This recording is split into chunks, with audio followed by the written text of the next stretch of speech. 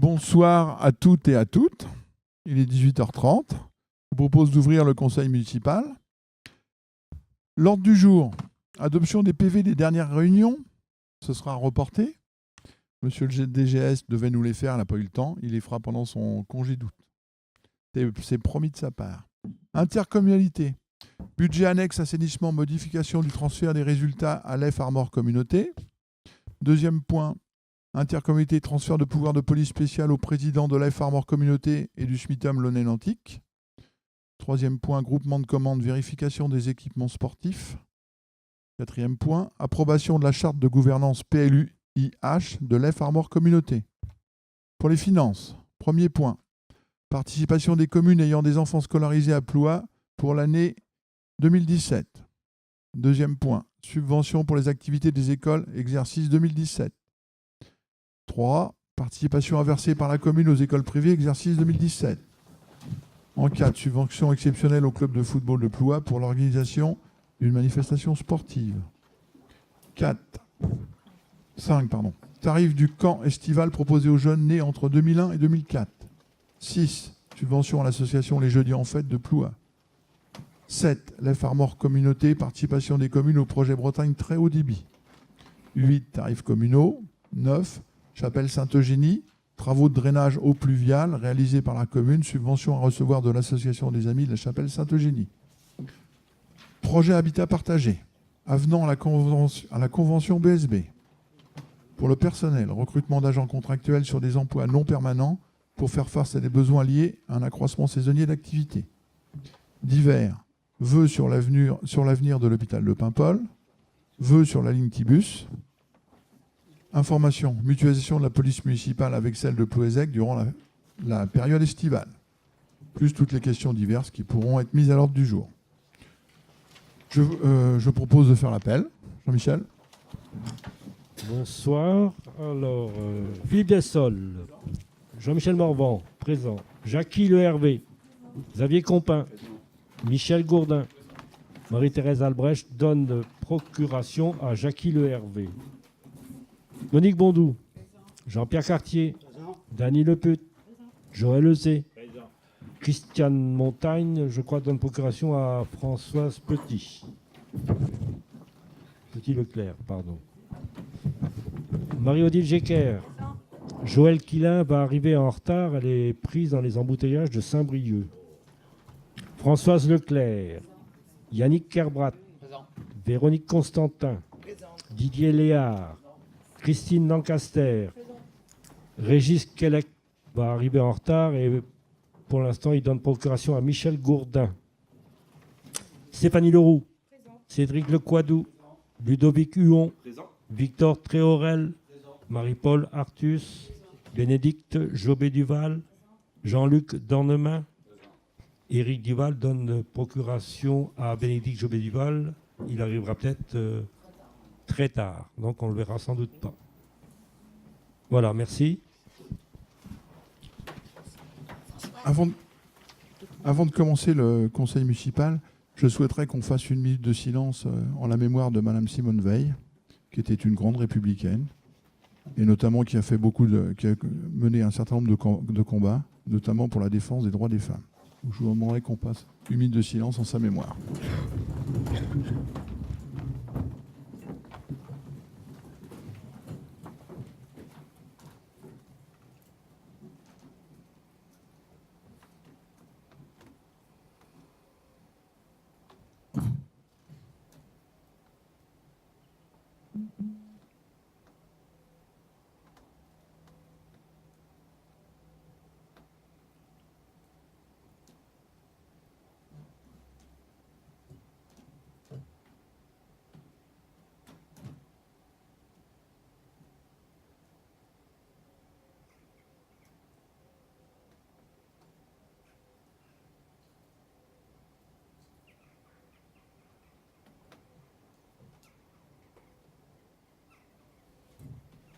Je vous remercie pour elle. Et on peut se réjouir aujourd'hui de la décision de la République française de la mettre au Panthéon avec son époux. Ce sera la 6e femme au Panthéon. Oui. Pas de problème. tous. Après 9 mois d'observation au conseil municipal, c'est une première pour moi, c'est avec un pincement au cœur que pour Marie-Paul et Bénédicte, que je vous annonce ma démission du groupe de l'opposition. C'est une décision réfléchie, strictement personnelle.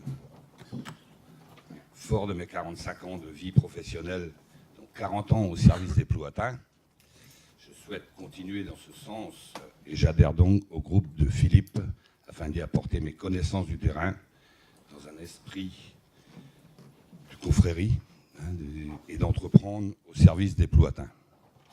Merci de m'avoir écouté. On prend acte, merci. Donc adoption des PV, ce sera j'espère le 30 septembre. Intercommunalité, Michel.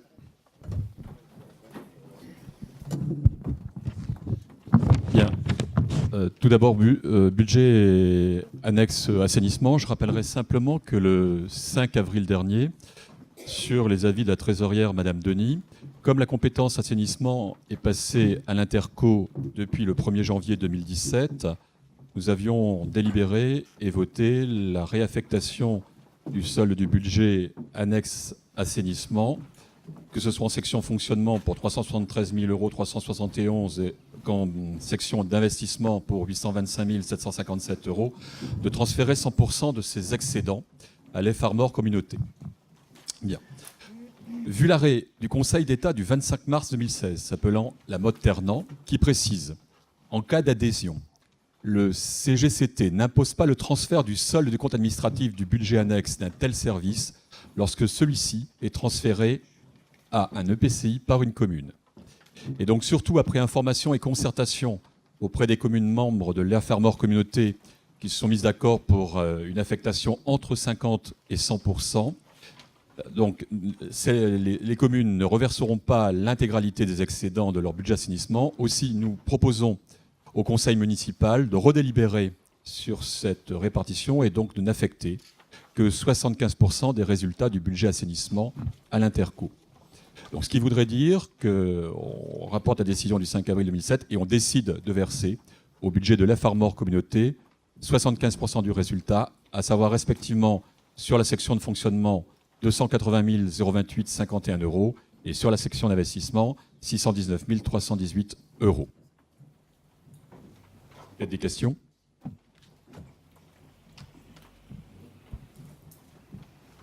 Alors bien évidemment, les 25%, on les garde de côté pour de l'assainissement.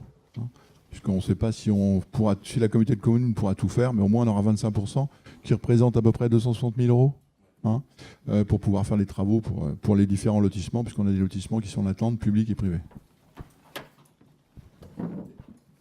D'autres commentaires ? Donc sinon, je soumets au vote cette délibération.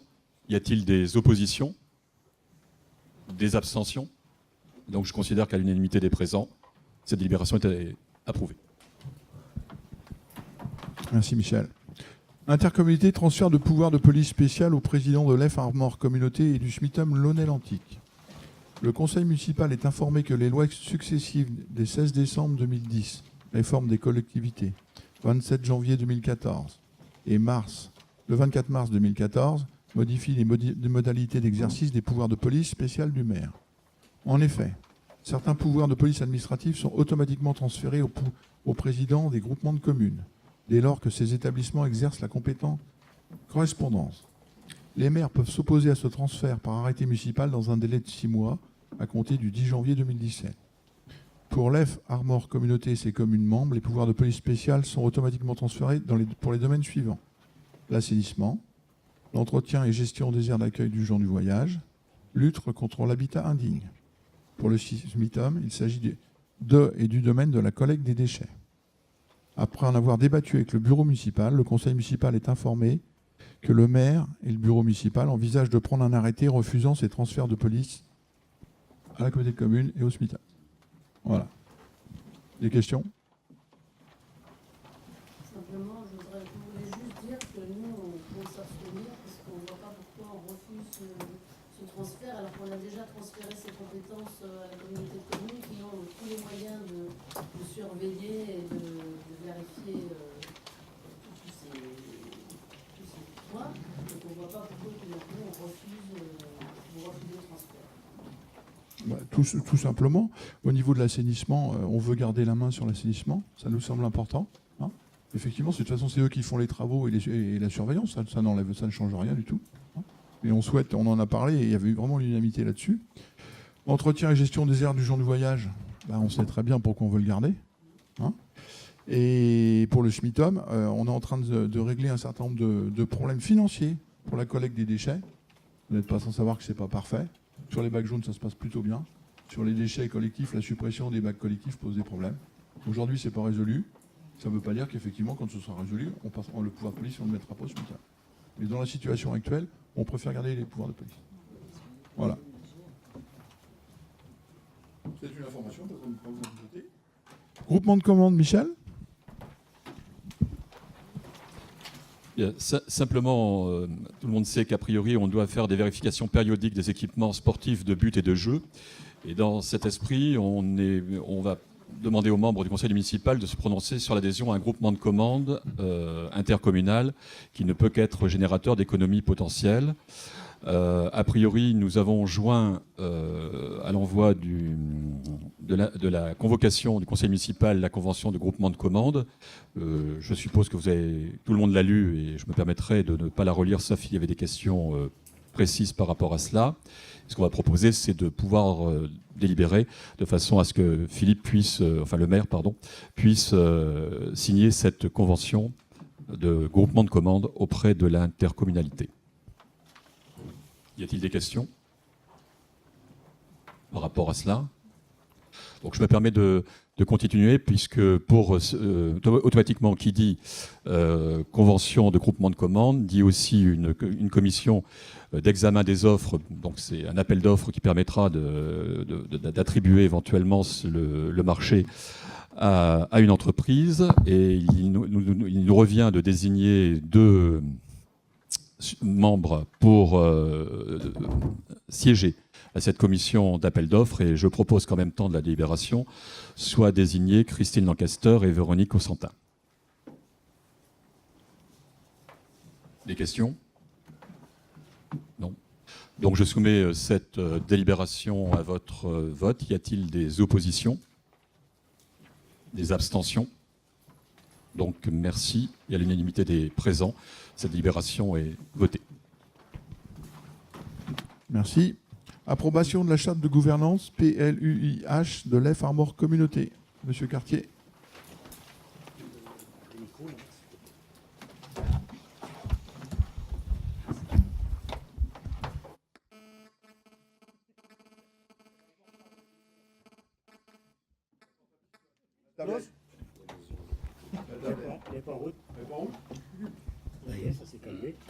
On n'entend plus rien, peut-être, si.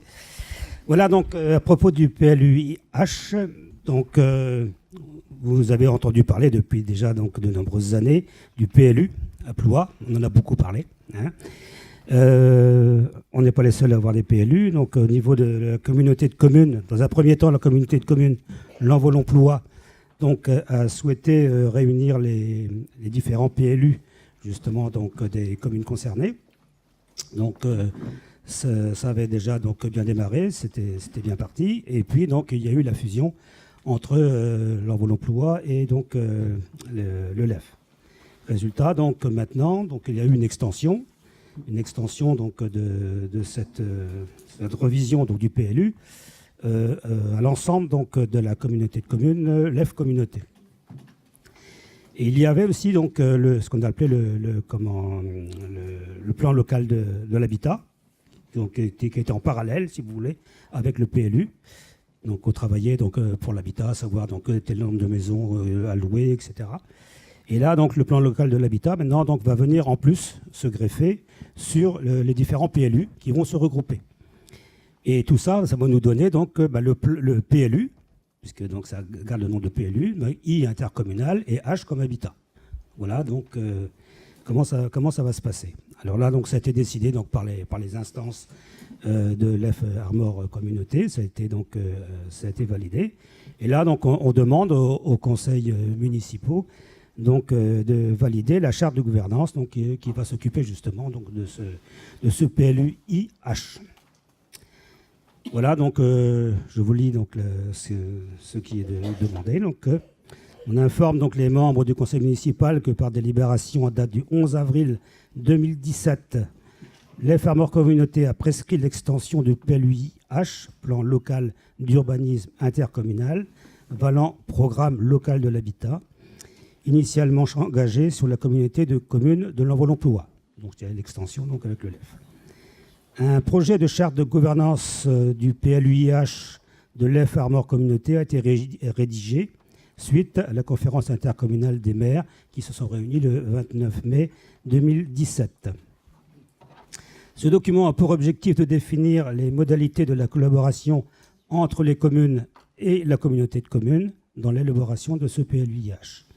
Il doit permettre d'organiser les différentes instances du PLUI-H, comité de pilotage, comité de travail, atelier, commission, etc.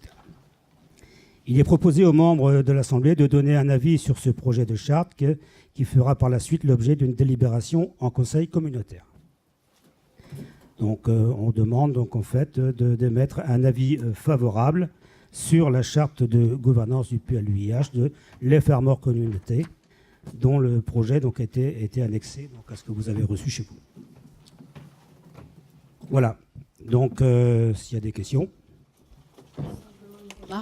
Je voulais juste faire une remarque. On est favorable, bien sûr, à cette procédure, mais on veut juste noter qu'en fait, on est associé à des communes qui n'ont jamais eu de PLU et qui, surtout, aucune d'entre elles n'est confrontée à la particularité de la loi littorale, qui est quand même notre enjeu principal. Donc, c'est juste, on voulait noter ça. Donc, il faut faire attention.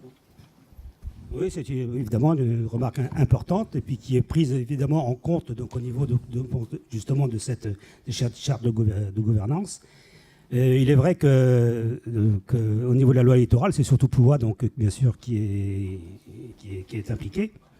Mais hélas, pour Ploua, ça ne changera pas grand-chose donc au niveau du PLU, au moins des résultats dus donc justement donc à cette loi littorale.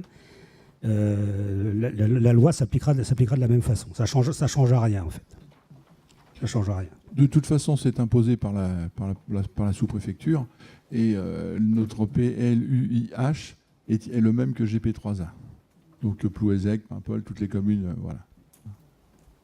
Donc on n'a pas, puisque le service pour l'instant est identique. Il sera peut-être séparé dans les mois à venir, mais pour l'instant c'est le même service. Voilà. Hein, donc on a le même que de l'autre côté. Voilà. Voilà. Donc il est vrai que toutes les communes n'avaient pas de PLU, hein, donc certaines donc, avaient des postes, d'autres avaient une carte communale. Au moins c'est l'occasion que tout le monde soit la même enseigne. C'est au moins une bonne chose de ce côté-là. Bon, qui est-ce qui est contre? Qui est-ce qui s'abstient? Bon, je vous remercie. Très bien. On enchaîne par les finances. Monsieur Morvan.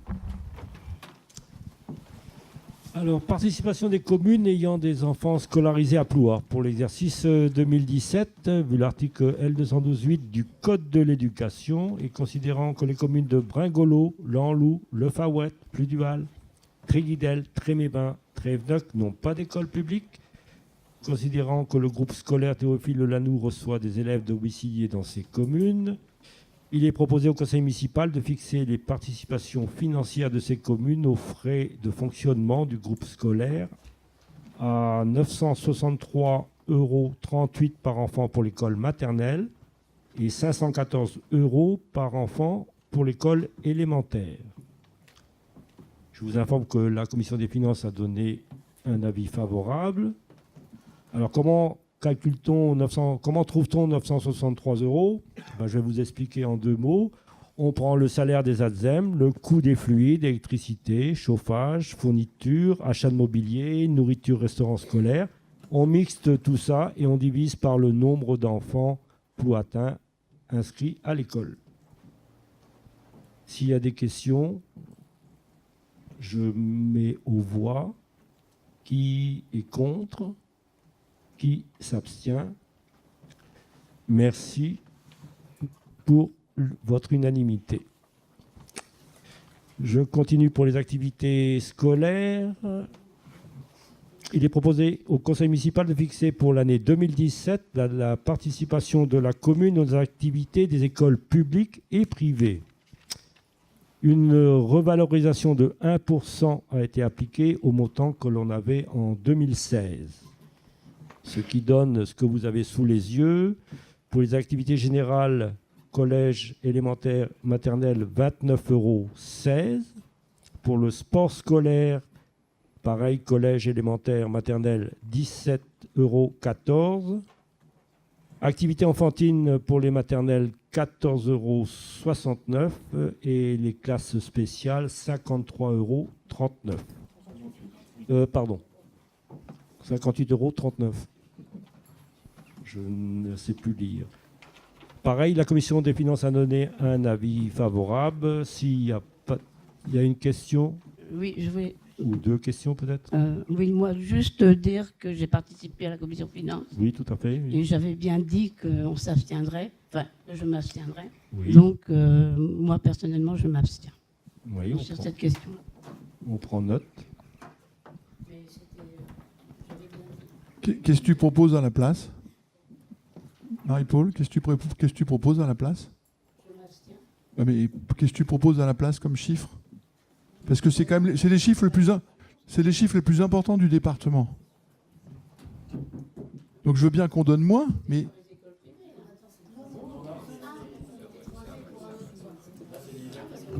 on est la municipalité qui donne le plus d'aide aux activités pour les écoles publiques et privées et du département. C'est marqué, hein? C'est là. Non, c'est moi qui me suis trompée, excusez-moi.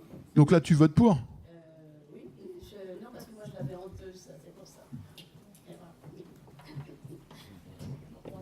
Oui, d'accord. Oui, d'accord. Ok. Donc j'ai dit ce que j'avais à dire. Tu le rediras tout à l'heure. Ouais. Donc, je peux continuer. Oui, on met au vote. Qui est contre? Qui s'abstient? Donc, je considère qu'il y a unanimité pour ces subventions. Merci pour eux. De la même façon, participation à verser par la commune aux écoles privées. Exercice 2017. Tu écoutes bien, Marie-Paul. La prise en charge par les communes des dépenses de fonctionnement des classes sous contrat d'association des établissements d'enseignement privés du premier degré résulte des dispositions de la loi Debré, comme tout le monde le sait. Alors je vous passe, vu le code, vu la loi, vu le décret. Il est proposé au conseil municipal de fixer comme suit la participation pour les écoles privées. Pour les classes maternelles, 663,38 € par enfant. Et pour les classes élémentaires, 214 € par enfant. S'il y a des questions, allez-y. On vous écoute. Oui, avant d'annoncer ces chiffres, est-ce que vous avez pris attache avec quelqu'un de l'école privée, soit la direction ou le trésorier? Non, on n'a pas à prendre. Non. Donc, il n'y a pas eu de concertation, quoi. Non. D'accord. Mhm. Bon, la différence est de 300 € Oui. pour les classes maternelles et élémentaires Oui. par élève, donc. Oui. Hein. Et quel est le montant, si vous voulez, global de la baisse cette année pour l'école? Attendez. Le montant global est en augmentation. Les 300 € d'écart, c'est la première fois qu'on donne la même chose au public et au privé. Les 300 € d'écart, c'est la somme que payent les parents pour la scolarité annuelle. Donc ça veut dire qu'un enfant qui soit dans le public ou dans le privé, l'établissement a la même somme. Donc 963 € et 514. Et 663 € pour le... Il y a 300 € de différence, quand Oui, même. mais on a enlevé 300 €, la part payée par les parents. Il n'y a pas de raison qu'un enfant qui soit à l'école privée ait 300 € de plus payés par les parents qu'un enfant qui est au public. Donc aujourd'hui, je le dis, je le maintiens, c'est la première fois, et la somme globale est augmentée, c'est la première fois qu'on donne la même chose au public et au privé. Déduit de ce que payent les parents. Quand je lis la loi de Debré, depuis cette date, ces dépenses sont prises en charge dans les mêmes conditions que celles des classes correspondantes de l'enseignement. C'est ce que je viens de dire, oui. On vous propose ça. On vous propose ça. Vous pouvez vous abstenir ou voter contre. Ce que je réponds à Victor, c'est que la somme globale est plus importante que ce qu'ils avaient avant. Et éventuellement, hein, mais écoutez, moi je peux vous dire que le préjudice cette année pour l'école est de 23 000 euros. Non. Oui. Non. Hein, non, il est supérieur de 9 000 euros. Non. Bah si. Non. Vous n'avez pas pris attache avec la direction de l'établissement et c'est regrettable. Hein. Et donc ça fait quand même 23 000 euros en moins pour par rapport à l'année dernière. On ne peut pas dire ça. Et ce que vous, comment dirais-je, la différence faite là pour les classes élémentaires, eh ben écoutez, c'est illégal. C'est illégal, vous verrez. Non, ouais. C'est illégal. On va relire le texte ensemble. Voilà. Je pense que vraiment, on a essayé de trouver quelque chose de médian qui satisfasse tout le monde, ne faisant un pas les uns vers les autres. C'est exactement ce qu'on a fait. La loi, je l'ai devant les yeux. Je veux dire, elle permet de simplement, en théorie, si on a un cadre de loi, de ne verser. Il y a deux choses que vous avez oublié d'omettre de dire, que les écoles élémentaires seules sont concernées, alors que l'on ajoute un financement aux écoles maternelles, et ça, rien ne nous y oblige. C'est vrai, il n'y a pas de contrat, oui, d'accord. Et on est d'accord. Donc ça veut dire que la formule qu'on choisit, c'est plus que la loi. Je voulais simplement insister là-dessus. Et la deuxième chose, c'est de dire qu'en théorie, et on n'a jamais demandé, pour le faire si vous le souhaitez, prendre attache auprès de l'école concernée, puisqu'en fait, on n'est concerné que par les enfants scolarisés plouatins. C'est-à-dire qu'éventuellement, pour des raisons diverses et variées, chose qu'on ne fera pas, on s'y est engagé, quelle que soit l'origine des enfants, plouatins ou pas plouatins, la subvention sera versée. Ce qui veut dire qu'on a vraiment essayé de concilier un petit peu tous les points de vue. Voilà, il faudra bien m'en concentrer. Et si on s'en tient simplement à la loi, refaites bien le calcul, vous aurez certainement la subvention privée, on peut s'en tenir à la loi et donner beaucoup moins. Je vais simplement préciser cela. Bon, enfin, je trouve quand même qu'il y a une certaine discrimination dans ce... Non. On donne la même chose. On donne la même chose. C'est un choix. Les enfants plouatins, on la même somme pour éduquer. On ne paye pas le choix des parents. Mais oui, mais il y a quand même 300 € de différence par enfant. C'est les parents qui les donnent. C'est un choix. Ah oui, d'accord. Oui. C'est un choix. Oui, c'est payé par les parents. D'accord. Et les maternelles ont en plus. Ont 214 € qu'on n'est pas obligé de donner. On pensait en faisant ça régler le débat une fois pour toutes. Ouais. Et c'est vous qui soulevez le problème. On vous fait plaisir quelque part et c'est vous qui n'êtes pas content. Ah non, juste que ça. Bon, on va mettre au voix. Qui est contre? Qui est contre? 3. Elle a une. Qui s'abstient? Oui, comme tu avais dit à la commission des finances, oui. Qui est pour? C'est noté. Voilà. 22. J'en ai fini avec les écoles. Merci Jean-Michel. Subvention exceptionnelle au club de football. Véronique? Mesdames, Messieurs, je vais vous demander de vous prononcer. Pardon. Parce que comme c'est enregistré, c'est mieux. Je vais vous demander de vous prononcer sur donc l'attribution d'une subvention exceptionnelle au stade de foot. Pardon, j'ai perdu mes clés. Dans le cadre d'un soutien apporté par la commune à l'organisation du tournoi Jérôme Le Roland, qui est un tournoi annuel, et le club de foot traversant des difficultés bien sûr financières, nous avons soutenu et aidé à l'achat de tout ce qui était alimentaire pour le tournoi. Donc ça représente une somme de 317,93 €. Je vous demande donc de vous prononcer. Qui est contre? Qui s'abstient? Qui est pour? Merci pour eux. Ah, c'est bon, d'accord. C'est à qui les voitures qu'on est en train de voler?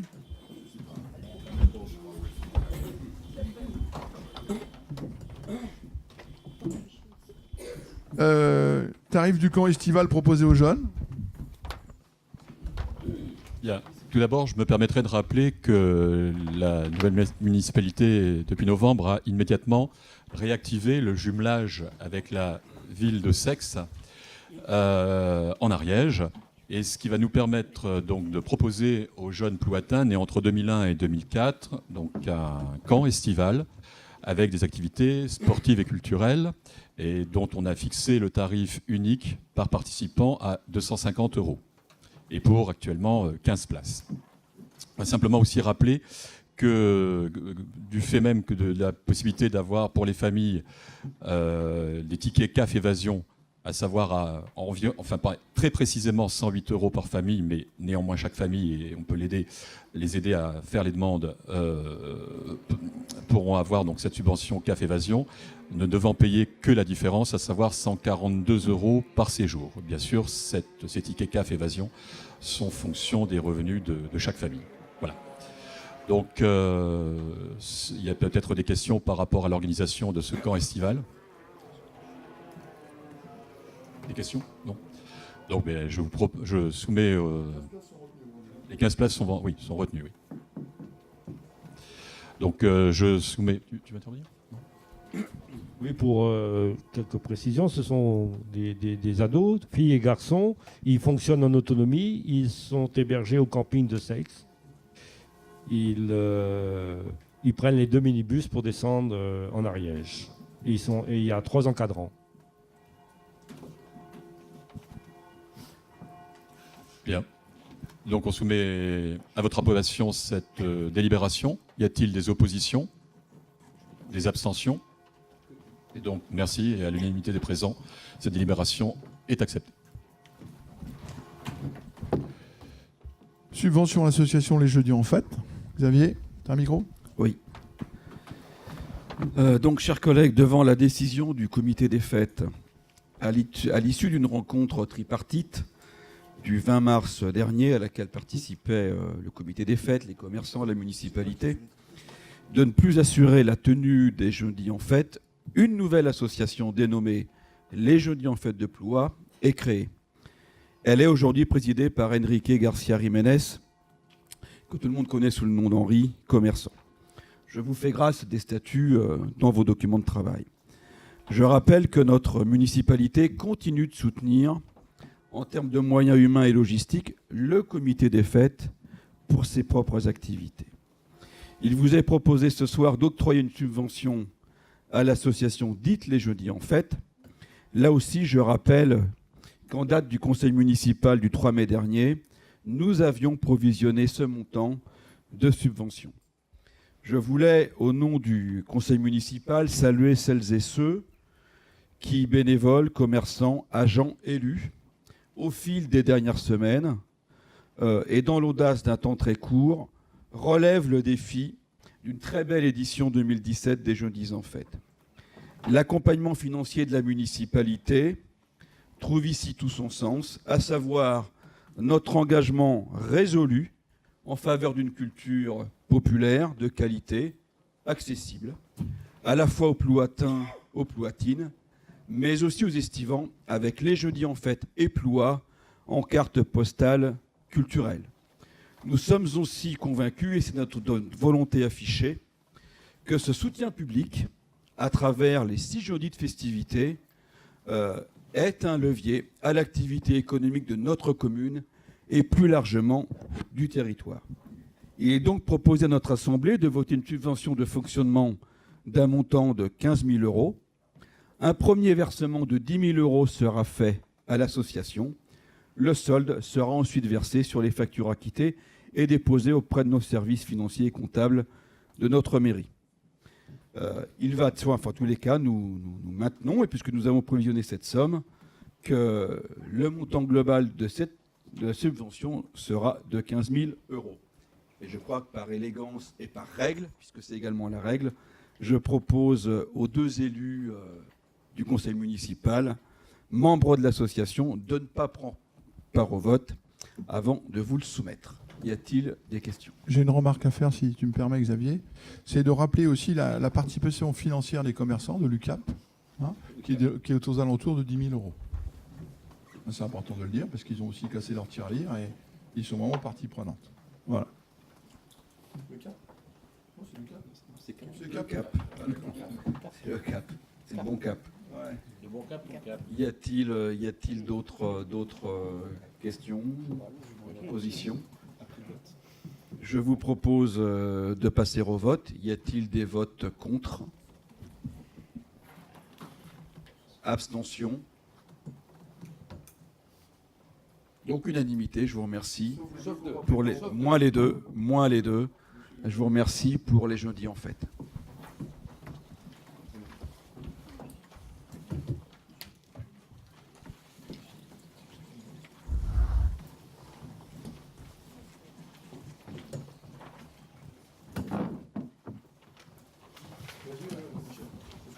Pardon.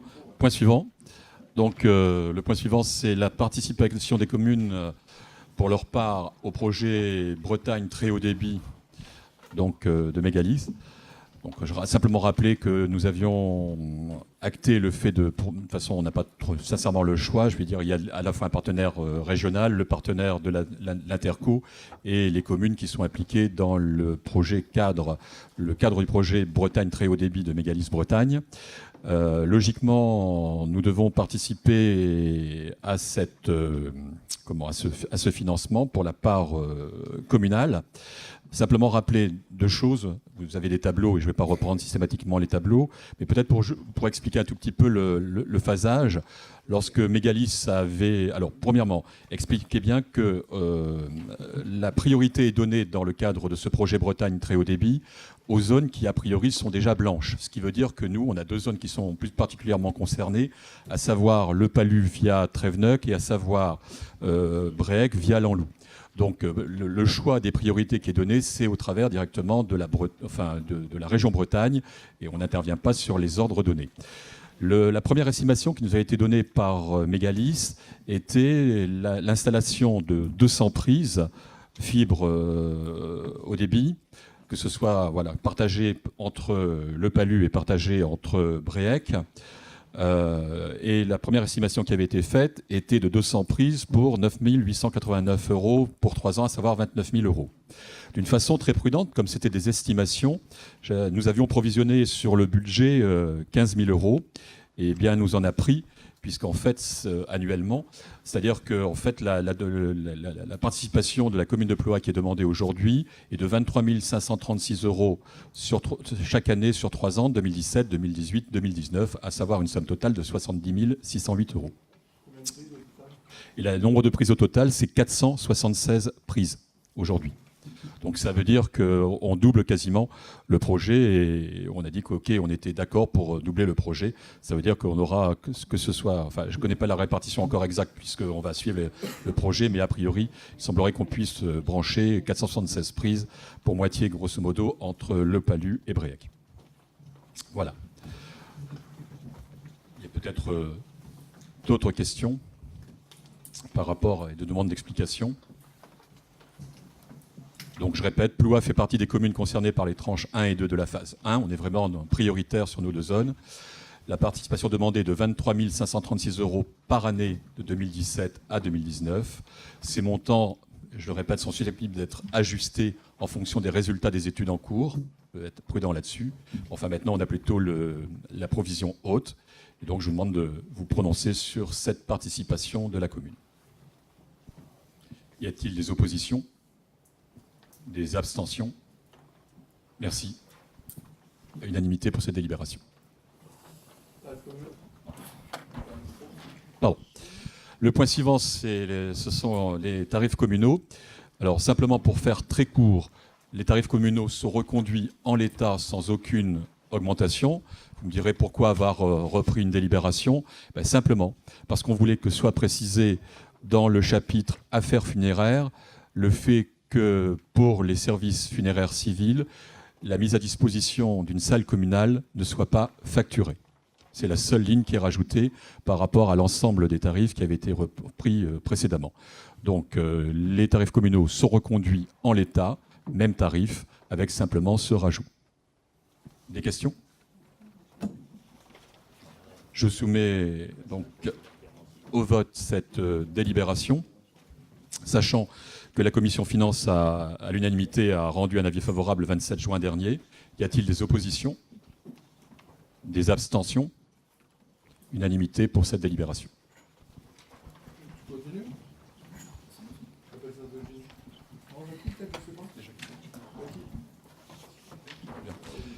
Donc, simplement sur le point suivant, qui concerne toujours les aspects budgétaires, des travaux de drainage des eaux pluviales ont été réalisés par les services de la commune en 2016, par les services techniques de la commune en 2016, et ces travaux consistaient tout simplement en la création d'un drain autour de la chapelle Sainte-Eugénie. Avait bien été précisé au travers d'une convention entre l'association des Amis de la chapelle Sainte-Eugénie et la commune que ces travaux seraient facturés et pris en charge par l'association des Amis de la chapelle.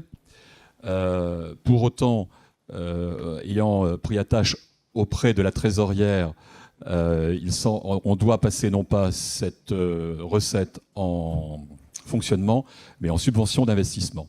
Donc c'est pourquoi je vais vous demander de porter une délibération qui a pour but de valider la demande de subvention qui sera portée au budget de la commune en section d'investissement, au compte 1388, autres investissements non transférables. Et ce titre aura pour montant 4 589,60 € et sera adressé aux amis à l'association des Amis de la chapelle Sainte-Eugénie. Y a-t-il des questions ? Sachant que tout ça était bien prévu et en accord avec l'association. Y a-t-il des questions ? Sinon, je soumets au vote cette délibération. Y a-t-il des oppositions ? Des abstentions ? Donc, à l'unanimité des présents, délibération acceptée. Merci Michel. Projet habitat partagé. Joël ?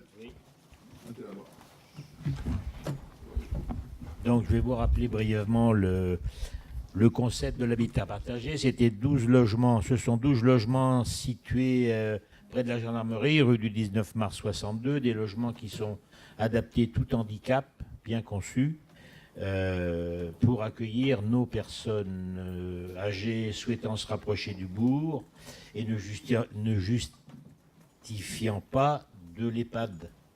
Donc ça leur permettait d'être dans un secteur plus convivial que d'être dans leur village un peu isolé. Donc ces 12 logements handicap, dont un logement d'ailleurs a été modifié encore plus concrètement pour accueillir des handicapés H24. Donc ce projet prévoyait un local d'accueil de service de 120 m², dont l'utilité n'a plus avérée puisqu'il y aurait un doublon avec le projet Triscalia, maison des jeunes, maison des associations. Donc ça ne se justifie plus. Donc là, on a rencontré plusieurs fois la société BSB. Et donc ils nous demandent de prendre un avenant, ayant engagé des frais de conception pour ce local d'un montant de 4 401,60 €. Projet arrêté au stade de l'avant-projet détaillé. Il est proposé à l'Assemblée de dédommager BSB du montant des frais engagés en minorant la participation financière de 60 000 €, puisque BSB devait nous reverser 60 000 €, qui sera versé par l'opérateur à la commune au titre de la viabilisation du site.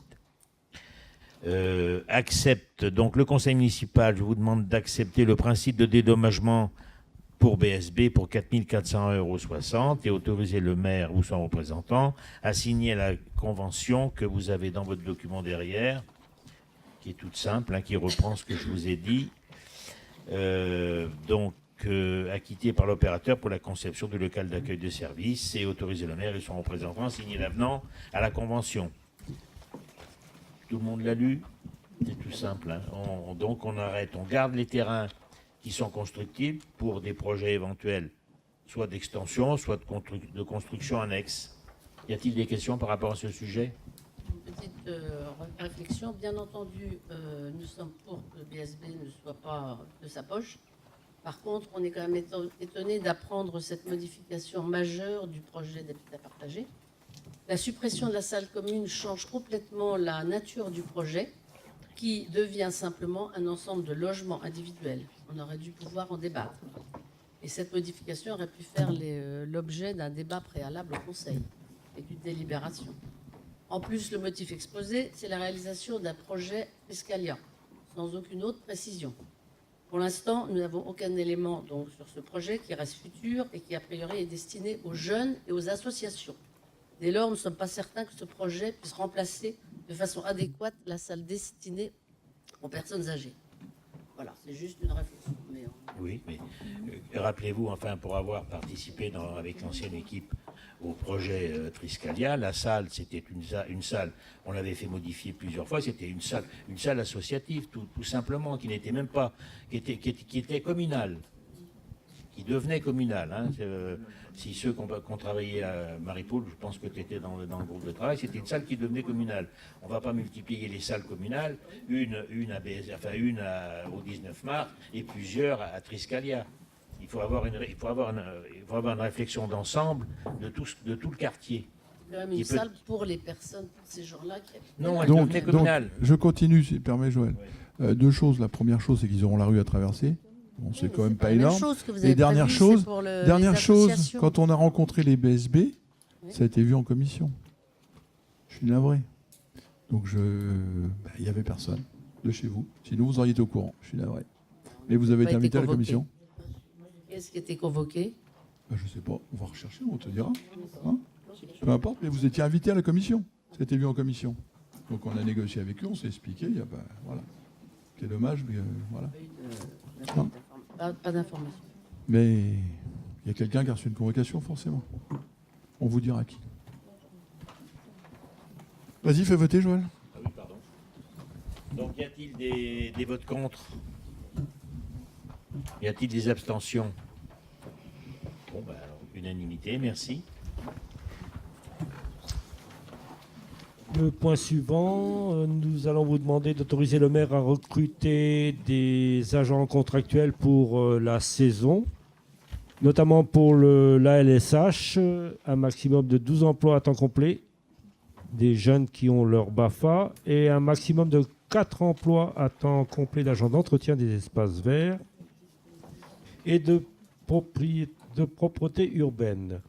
Alors, pour votre information, les saisonniers seront rémunérés sur la base de l'indice 325 de la fonction publique territoriale et les stagiaires percevront un forfait journalier de 40 €, soit 600 € pour 3 semaines de travail. Si vous en êtes d'accord, je mets aux voix, ou s'il y a des questions auparavant. Voilà, je m'y attendais. L'an dernier, nous avions autorisé le recrutement de 3 agents au service technique et 9 au centre aéré. L'encadrement, à l'époque, était largement suffisant. Depuis novembre, vous avez recruté 4 titulaires supplémentaires. Un agent d'animation, dont vous avez dit d'ailleurs qu'il serait financé ça revient sur le tapis à chaque fois. Qu'il serait financé par la communauté de communes. On est toujours en attente de la convention de ce financement. Et puis 3 agents au service d'espaces verts, justement.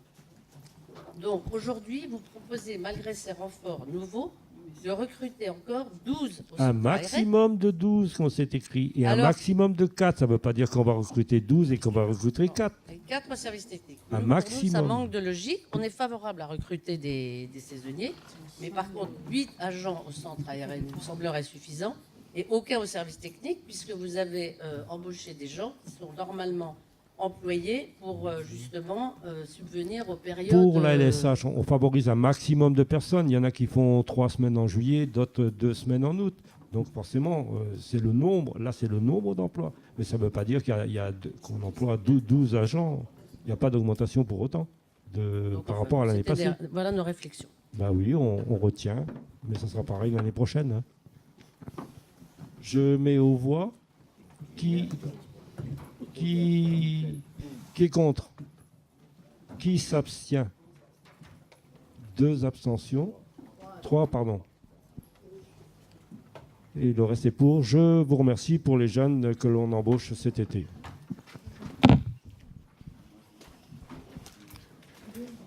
Vœux sur l'avenir de l'hôpital de Paimpol. C'est vrai qu'il y a une grosse inquiétude sur le secteur. Avant de lire le vœu, Xavier, tu m'autorises à lire le courrier, hein? Donc j'ai proposé à notre équipe d'écrire à Monsieur le Président de la République pour le maintien du service des urgences de l'hôpital de Paimpol. Monsieur le Président de la République, j'ai l'honneur de m'adresser à vous en ma qualité de maire de Plouha, commune rurale costamoricaine de 4500 habitants, faisant partie de l'arrondissement de Guingamp, dont la drastique décision de l'Agence régionale de santé Bretagne visant à faire fonctionner à partir du 1er janvier 2018 le service des urgences de nuit de l'hôpital de Paimpol avec un seul médecin urgentiste au lieu de 2 nous inquiète profondément. Cette décision, qui va à l'opposé des intérêts des habitants de notre territoire rural, surtout enclavé, et de l'aménagement du territoire, aura, si elle est maintenue, des répercussions dramatiques pour la sécurité de nos citoyens. En effet, ne pouvons faire confiance à un service qui risque d'être démuni du seul médecin urgentiste dont il sera doté. Absent en cas de demande d'intervention du SMUR, les patients se tourneront vers l'hôpital de Saint-Brieuc, avec un temps de trajet qui passera de 15 à 50 minutes, avec une perte d'un temps précieux qui pourrait s'avérer dramatique, notamment pour les problèmes cardiaques urgents. La même dégradation de la qualité du service sera constatée sur place. Le temps d'attente aux agences de Paimpol est en moyenne de 20 minutes, alors que celui de Saint-Brieuc peut aller jusqu'à 4 heures en moyenne annuelle. La commune de Plouha participe à l'effort de sécurité en ayant au sein des services municipaux 5 pompiers volontaires qui nous permettent d'assurer les départs en urgence. Par contre, concernant l'ambulance des pompiers, le temps d'intervention est d'1 heure pour Paimpol, aller-retour, et de 3 heures pour Saint-Brieuc, aller-retour. Donc pendant ces 2 heures, il n'y aura pas de couverture sur Plouha. Je vous remercie, compte tenu de ces arguments, de bien vouloir intervenir pour que cette décision néfaste, que ne comprennent pas et n'acceptent pas nos administrés, soit annulée. Vous remerciant de l'attente que vous porterez à ma requête, je vous prie d'agréer, Monsieur le Président, l'expression de mon profond respect. Et je vous propose de lire le vœu que l'on va prendre ce soir. Bien, merci Monsieur le maire. Donc le vœu, vous l'avez, je crois, sur table. Il s'intitule Motion pour le maintien du service hôpital de Paimpol, des urgences à l'hôpital de Paimpol. Plusieurs alinéas. Le premier, considérant que la zone d'attraction de l'hôpital de Paimpol correspond à une population d'environ 42 000 habitants permanents et de plus de 100 000 habitants en période touristique, avec une position géographique en bout de chaîne, à savoir au bord de mer et une présence insulaire sur l'île de Bréa.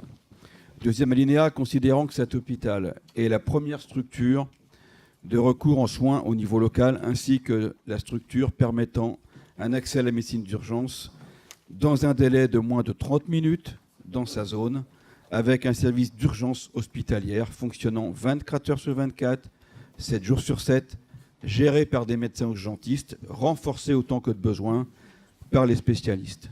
Troisième alinéa, considérant qu'il est aussi le siège d'un SMUR, service mobile d'urgence et de réanimation, composé d'une équipe médicale, d'un véhicule et de matériel chargé d'intervenir hors de l'hôpital. Quatrième alinéa, considérant qu'il est bien évident qu'un seul médecin urgentiste ne peut à lui seul assurer une présence effective dans l'hôpital et intervenir en extérieur avec le SMUR. Cinquième alinéa, considérant que pour assurer de façon crédible la permanence simultanée de l'accès aux urgences à l'hôpital et la possibilité d'intervention du SMUR, la présence effective et permanente 24 sur 24, 7 sur 7 de 2 médecins urgentistes est donc nécessaire. Sixième alinéa, considérant qu'une réduction des moyens en deçà reviendrait à fragiliser dangereusement les urgences et prendre un risque sur la vie des gens susceptibles d'y faire appel. Ce vœu déclare donc être totalement opposé à toute fragilisation du service des urgences et du SMUR de l'hôpital de Paimpol et exige le maintien de la présence effective et permanente de 2 médecins urgentistes, 24 sur 24, 7 sur 7. Mais permettez aussi, avec, chers collègues, pour appuyer la proposition qui vous est faite ce soir, à la fois par le vote de ce vœu, mais également par le courrier du maire au président à destination du président de la République. Avec ce vœu, comme à travers de notre politique municipale, nous portons l'exigence d'égalité territoriale d'accès aux soins et de services publics de proximité. Nous faisons aussi écho aux mobilisations des personnels, des usagers qui attendent l'engagement de leurs élus. mobilisation et attente de notre population qui, à travers plusieurs centaines de pétitions signées sur le marché de Ploie, s'est exprimée en solidarité. J'y ajoute que la brutalité des décisions de l'Agence régionale de santé, ressentie notamment par les personnels, médecins et soignants, ne nous exonère pas, bien sûr nous n'aurons peut-être pas le débat ici, mais cela ne nous exonère pas du débat sur le financement public de l'État face aux enjeux précisément de santé publique. C'est pourquoi élus municipaux, mais également dans cette assemblée élus communautaires, élus de la République, il est important que nous soyons de ceux qui faisons le choix de l'égalité d'accès aux soins de qualité pour tous, de la dignité des personnels et des patients. Il est important que élus et citoyens des campagnes, mais également des zones littorales, nous soyons dans les institutions et les mobilisations populaires pour construire une nouvelle ruralité du bien commun. Monsieur le maire, vous mettez au vote. Est-ce que tout le monde est d'accord pour ce vœu? Ceux qui sont d'accord, lèvent la main. Unanimité, merci. Un deuxième vœu, encore plus local. Michel? Oui, non, on l'a appris depuis un certain temps, c'était voté ce matin aussi. Bon, peu importe. Simplement, je vais faire une petite introduction avant ce vœu pour expliquer un tout petit peu à tout le monde l'objet de ce vœu. Simplement rappeler que la compétence transport urbain est transférée des départements aux régions au 1er janvier 2018. Notamment, ça concerne Tibus, entre autres. Ce qui veut dire, et il faut bien comprendre une chose, c'est qu'en même temps que ce transfert est transféré aussi la ressource financière qui finance ce transfert. Et donc, mais par contre, l'évaluation de ce transfert se fera sur la dépense 2017. Je ne sais pas si je suis très clair dans ce que j'explique, mais c'est exactement ça. Ce qui veut dire que l'exploitant actuel, à savoir le conseil départemental, cherche, d'une façon objective, à minimiser la dépense en 2017 de façon à transférer le minimum de ressources à la région en 2018 sur ce coût. Et donc vous avez tous remarqué qu'a été notamment ont été supprimés plusieurs arrêts, et notamment la desserte du secteur Lanlou-Bréhec-le-Questel qui s'appelle la ligne interurbaine numéro 1. Et c'est dans ce cadre-là que l'on voudrait vous faire délibérer sur ce vœu. Donc on attire l'attention du conseil municipal sur la situation de la desserte par la ligne interurbaine départementale numéro 1 des secteurs de Lanlou, Bréhec, du Castel. Celle-ci étant notamment marquée par la limitation du nombre d'arrêts de bus depuis septembre 2016. J'aurais dû dire aussi en introduction que le conseil municipal de Plouézec, et le CIVOM de Bréhec ont pris ces jours derniers cette même délibération. Et Lanlou au mois de septembre. Compte tenu de la dégradation des conditions de desserte par les transports en commun du département, il propose au conseil municipal, en accord avec les maires de Plouézec et de Lanlou, de voter une motion dont le texte suit.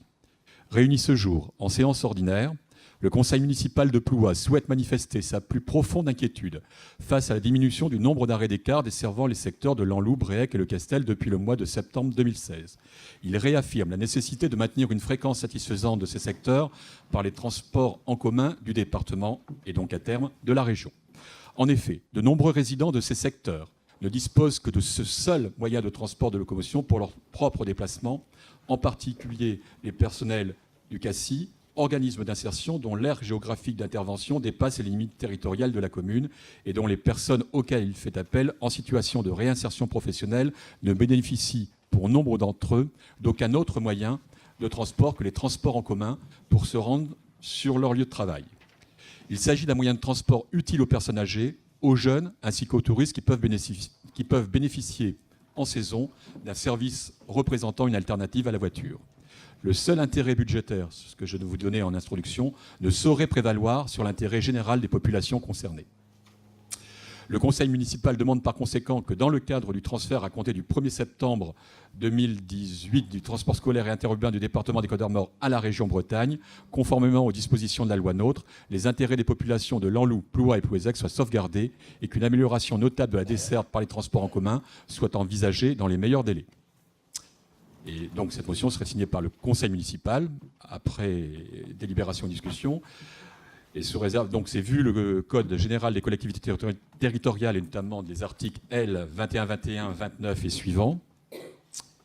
Et on déciderait au travers de cette motion, donc en faveur de l'amélioration de la desserte des secteurs de Lanlou, Bréac, Le Questel par la ligne interurbaine numéro 1, telle que libellée ci-dessus. Et surtout, cette motion serait adressée à Monsieur le Président du Conseil départemental des Côtes-d'Armor, à Madame Valérie Romiano et Monsieur Thierry Simelière, conseillers départementaux du canton de Ploie, donc au maire de Plouézac et Lanlou, à Monsieur le Président de la région Bretagne et à Monsieur le député de la circonscription.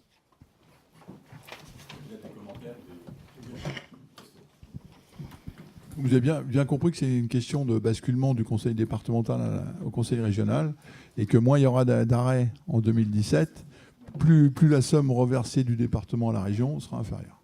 Voilà.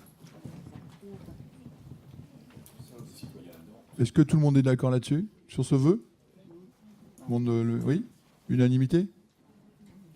Je vous remercie. 2 informations et ensuite encore un vote. Mutualisation de la police municipale avec celle de Plouézac durant la période estivale. Donc la période estivale commence le lundi, voilà, jusque fin août. Donc Ploua a 2 agents, Plouézac a 2 agents. On se propose, avec l'accord des services de la préfecture, de mettre nos 2 agents, enfin nos 4 agents en commun pour ces 9 semaines de congé. Ça va nous permettre effectivement d'avoir 4 agents sur le terrain dans la semaine et d'avoir surtout le samedi après-midi et le dimanche et les jours fériés 2 policiers municipaux sur le terrain en permanence. On leur a demandé avec le maire de Plouézac de faire des systèmes de rotation, pas comme d'habitude, mais avec des horaires atypiques, c'est-à-dire pas passer à 9h à Haut-Palu, passer à 9h au Palu, puis à 9h15, tous les chiens arrivent sur la plage. Ils auront un système de rotation, ils passeront jamais à la même heure, jamais le même jour, à la même heure. Et on leur a demandé que les 2 maires ne soient pas au courant de leurs horaires. Ils se débrouillent. Parce que si jamais on avait les horaires, vous pensez bien que la pression qu'on aurait pour nous dire quand est-ce qu'ils passent. Donc on ne veut pas savoir comment ça se passe. On leur fait confiance, ils se sont mis d'accord. Ils ont fait une programmation où effectivement, on leur avait demandé de ne pas aller à 48 heures semaine pour la saison, puisqu'on peut les amener jusqu'à 48 heures semaine. Ils vont être entre 40 et 42 heures semaine, en moyenne, avec effectivement tous les jours. Et ça ne nous coûte rien de plus. Si ce n'est un peu de carburant, parce qu'il y aura un peu plus de distance. Voilà. Des questions? Juste une réflexion aussi. Donc, le panneau, il y a un panneau de mi-interdiction chien, donc de telle heure à telle heure, du côté droite. Mais il n'y en a pas d'autres? Est-ce qu'il y en a un? Tu parles d'où? Du Palu? Au Palu, oui. Au Palu, le panneau a été déplacé à la demande des 2 terrasses parce qu'ils avaient le panneau face à la terrasse. Ah, oui, il a mais... été mis près du. Le panneau a été mis près du bunker. Près d'eux? Du blocos. Ah. D'accord, il est de l'autre côté. Il est à gauche de la carte. Regarderai. Voilà. Je regarderai. Merci. Mais c'est les mêmes panneaux que. On n'a pas changé. On n'a pas changé. Ok. Ça veut dire qu'effectivement, s'il y a des chiens sur les plages, il ne faudra pas que les gens viennent pleurer. Ouais. Mais bon, là, à partir de lundi, terminé.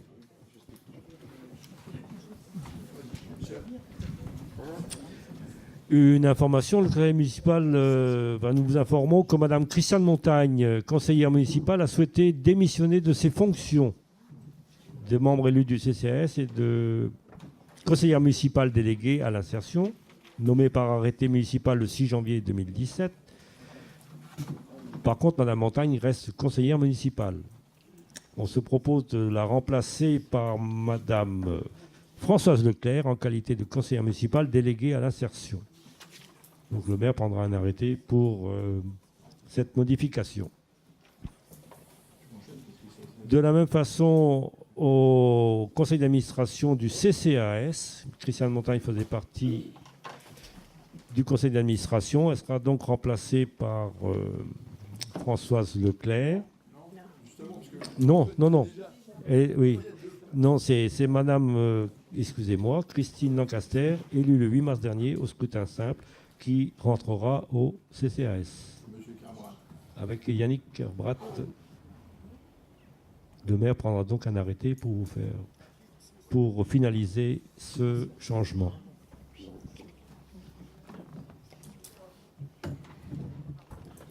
Je vous rappelle que Mme Madame Lancaster est au CIAS, donc on l'avait nommé au CCAS à la place de Joël Euzé, qui avait démissionné. Hein. Et donc Yannick Kerbrat remplacera Madame Montagne. Voilà. Puisque Madame Leclerc ne peut pas y être 2 fois. C'est pas possible. Des questions? Mais non. Voilà. C'est parce qu'elle a effectivement. C'est pour raison personnelle, mais bon, je pense que tout le monde a compris. Information. Donc, délégation du conseil municipal au maire, compte rendu du maire. Donc, on a eu 4 délivrances et reprises de concessions. Je ne sais pas si on peut les afficher. Non, on les a peut-être pas affichés, mais vous les avez devant vous. Hein, je ne les donne pas, c'est pas la peine. Hein. Et 37 alignements. On a à peu près une trentaine d'alignements par mois, en sachant qu'on partait de loin, puisqu'on avait beaucoup de retard, et que le centre de gestion nous aide bien. Voilà. Est-ce qu'il y a des questions diverses? Ouais. Oui, Ludo, vas-y. Oui.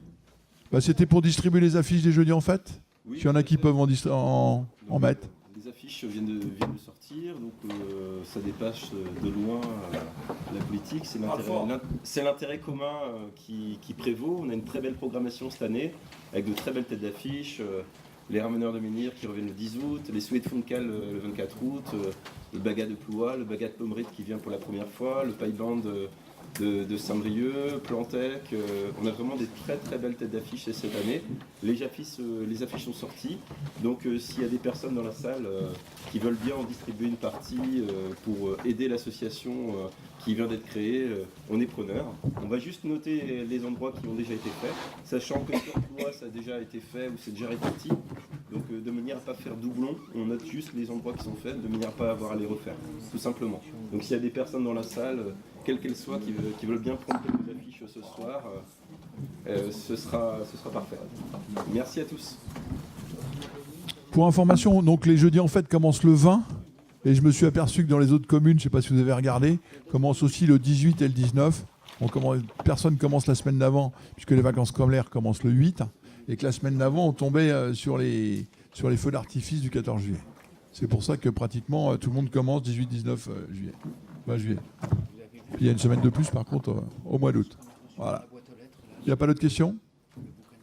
Je vous remercie. Je vous souhaite à tous une bonne soirée. Merci de votre présence.